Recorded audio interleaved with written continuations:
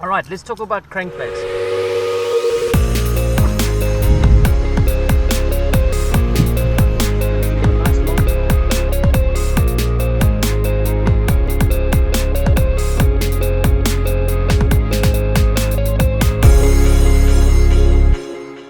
I'm not going to talk about the big crankbaits like the Fat Papa 70s and the Norman DLNs. This is a big 7'6" heavy, medium heavy crankbait rod. That's not what I'm going to talk about. I'm going to talk about shallow running crankbaits. In this case, we fished with the square bull equivalent, or the Spro square bull equivalent, which is the Fat John 60s, which is this big fat one here. We also fished with the Little John MD, which is a slightly bigger bull, dives to about 10, maybe 8 to 10 foot. Okay, comes in a variety of colors, and now they're all Johns: Fat Johns, Skinny Johns, MD Johns, Johns.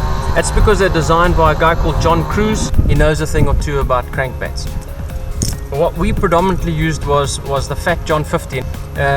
This one in this case is the Fat John 50, and you'll see it's quite a small profile bait. It's got a sort of a square bullish thing, but what these things are good for, they're great search baits.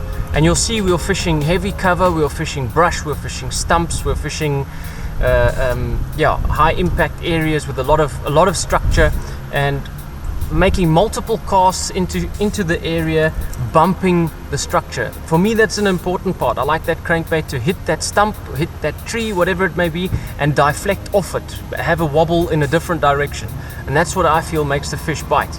In this case, I was fishing 10-pound line. I was fishing 10-pound in Vizex. I was using a medium crankbait rod.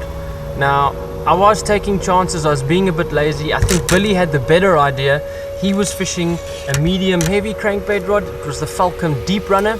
It's a fantastic rattle trap rod as well. And in this case, where you've got a lot of cover, a lot of structure, it was far better idea, as it's got a lot more backbone. You can pull on the fish a lot more to get him away from that structure, get him out of that structure, and you probably have a better chance of landing them on the medium heavy rod. The more cover you have, go with the heavier rod, but still one that you can feel that action nicely.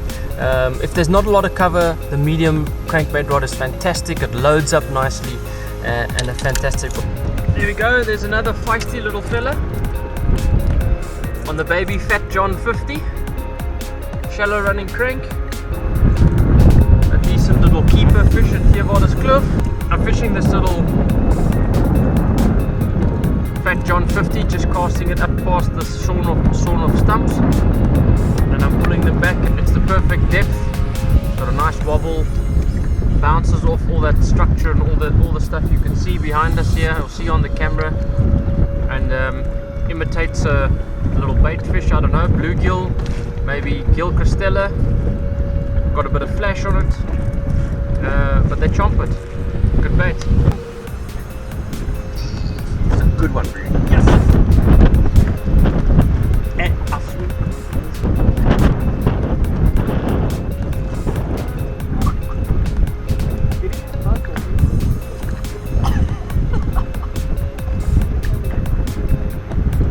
Well,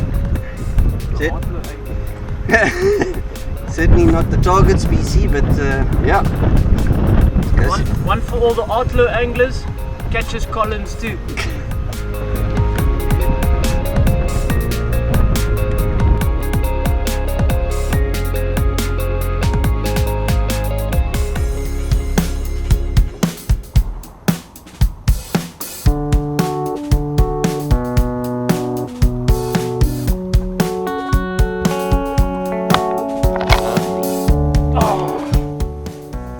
Beautiful Teerwater's Kloof. Oh, look at that, where that bait is gone. Coupled.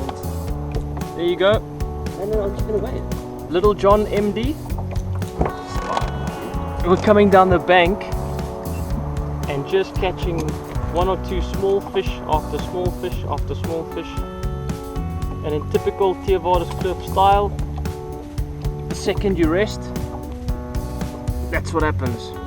Absolute slab. If we look at reels and we look at reel speeds, in my view, a 6:1 is the best option to start with. You can use a 7 speed, you can use a 5 speed. However, if you go in the middle with a 6:1, you can control that speed on your own. You can cast it out, you can wind it in faster if you feel that the fish want it faster, or you can slow it down and have the slow retrieve if that's what you feel that the fish want. Now you got to get a couple of bites obviously to weigh up the options and also the depths that you're fishing at. So those are medium crankbaits, square bull comparisons, whatever you want to call them, but fantastic search baits, fantastic fish catching baits. I love them, I love fishing them, I always have them tied on. This is what medium crankbaits can do.